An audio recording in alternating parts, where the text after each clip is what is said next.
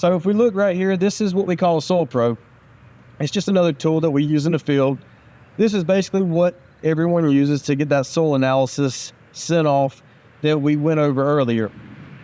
All you would do is you would go around your yard in about 5 or 6 different places, pick you some good spots and bad spots so we get an overall average of what's in the soil. Take it, put it in, try to get it down about a good 3 or 4 inches. And then as you pull it out, it can tell you a lot about what's in your soil. If you look closely, it's layered. You have the top inch that is, the soil and organic material. And then if you look right here, it lightens up and changes as you go down. That's telling us that we have about a 1/2 inch of organic material, and then we have sand. So that's a good clay, sandy soil.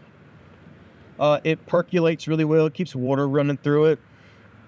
Over time, what we want to do is we want to make sure that first layer of organic material and thatch doesn't get too thick.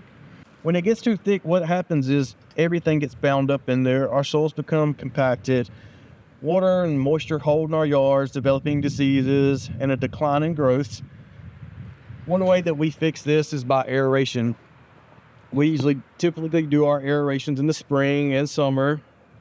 And we just take a 1/4 inch diameter by 3 inch depth hole, apply sand if needed, or sometimes we just leave it completely open if the customer doesn't want sand, and we let that gas exchange occur, creating a pore space for the root zone to kind of branch out and make the plant overall healthier.